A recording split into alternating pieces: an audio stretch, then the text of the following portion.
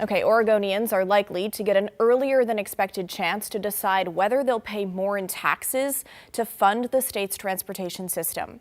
Democratic state lawmakers voted today to move a high-stakes referendum on ODOT funding from the November ballot to May, and it's already sparking legal threats. I was at the Capitol in Salem today, hearing from lawmakers on both sides of the aisle as less than a week remains in this short session. A partisan standoff came to an end Monday as Oregon lawmakers passed Senate Bill 1599, setting the timeline for when voters will decide on higher taxes to fund the state's Department of Transportation. Well, I think it's very important for us to let the voters be able to have their opportunity to vote just as soon as possible. 250,000 people, Oregon citizens, signed a petition to put this in November. The Secretary of State certified the signature count for the November ballot. The majority of people, we polled them, they want to keep it in November.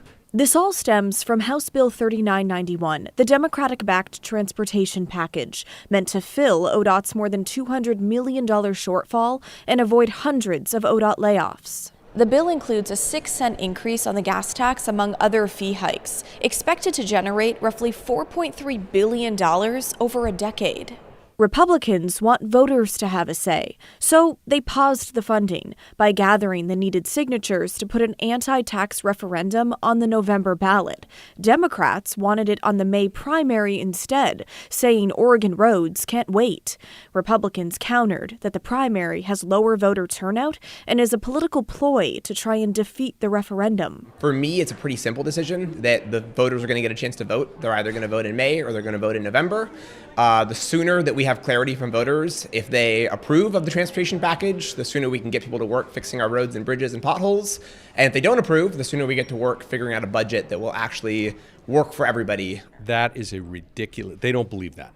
None of them believe that that's the reason. They know this is a loser for them.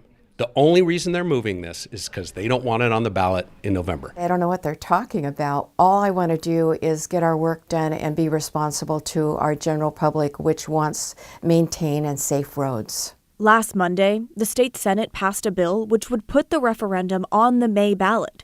There was no vote in the House since Republicans boycotted the chamber, denying a quorum. The vote was ultimately pushed to last Friday, which also didn't happen after it was quietly dropped from the docket before lawmakers adjourned for the weekend. And that brings us to Monday, when it passed the House.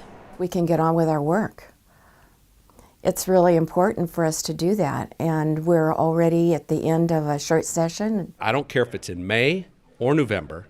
We're going to remind them every day who voted to move this thing and who pushed this down despite overwhelming opposition.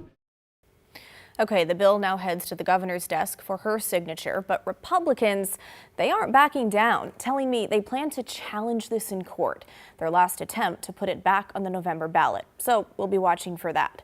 And you may remember last week, Republicans slammed Democrats for missing a soft deadline of February 25th to get this passed. That's when Secretary of State Tobias Reed encouraged lawmakers to get it done so his elections workers and voters had enough time to get arguments for and against sorted out in the voters' pamphlet ahead of the May primary. But despite the Dems missing that deadline, tonight, Secretary of State Reed telling us once SB 1599 is signed into law, my office will work to make sure all Oregonians get the opportunity to engage on this urgent issue.